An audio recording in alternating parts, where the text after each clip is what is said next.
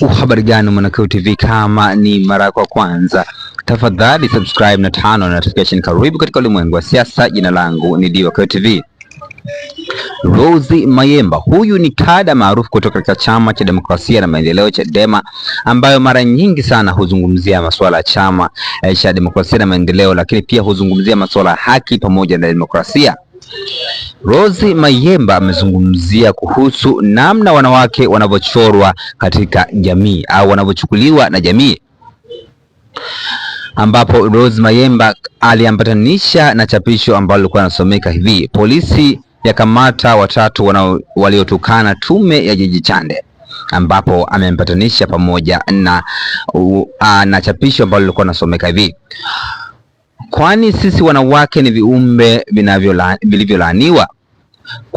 Kwa nini kila kiumbe dhaifu kufananishwa na mwanamke? Siku nyingine wekeni hata mnyama mbaya please.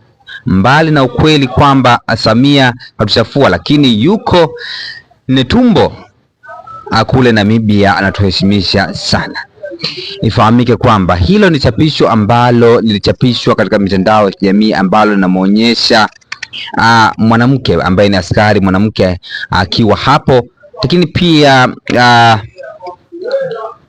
akiwa hapo anatangaza kwamba watatu wamekamatwa waliokuwa wanatokana na tume ya Jiji Chande, na kitu ambacho kimemfanya Rose Mayemba aweze kuzungumza ni namna watu wanavyochukulia nafasi ya mwanamke katika jamii, kwamba mwanamke ni kiumbe dhaifu, hana uimara wote katika jamii.